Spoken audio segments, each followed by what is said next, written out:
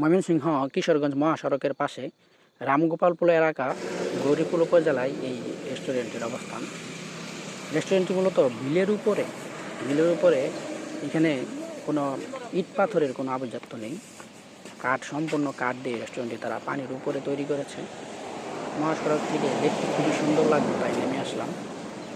তো চলেন রেস্টুরেন্টের ভিতরে যে দেখে আসি কী অবস্থা রেস্টুরেন্টের।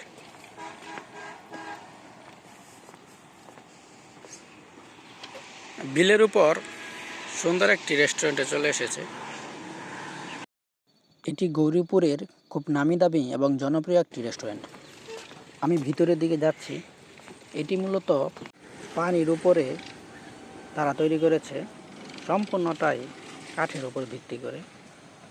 দেখতে খুব সুন্দর, চারপাশটা সুন্দর, খোলামেলা পরিবেশ।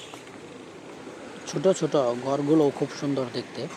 বিকেলবেলা চায়ের বেশ আড্ডা হয়, বোঝাই যাচ্ছে। বিকেলের দিকে ভাই লোকজন বেশি আসে না?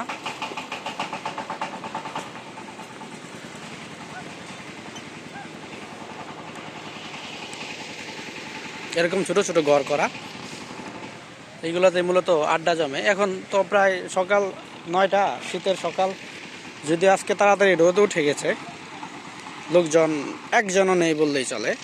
তবে বিকেলবেলা এখানে প্রচুর লোকজনের সমাগম হয়। আপনারা ওই দূরে বিল দেখতে পাচ্ছেন। বর্ষাকালে এখানে প্রচুর পানি হয়।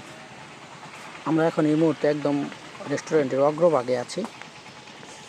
আমি আপনাদেরকে বিলটা দেখানোর চেষ্টা করি। দেখেন, বিস্তীর্ণ মাঠ। বর্ষাকালে এটার নিচে কিন্তু পানি থাকে, দেখতে পাচ্ছেন আপনারা আশা করি।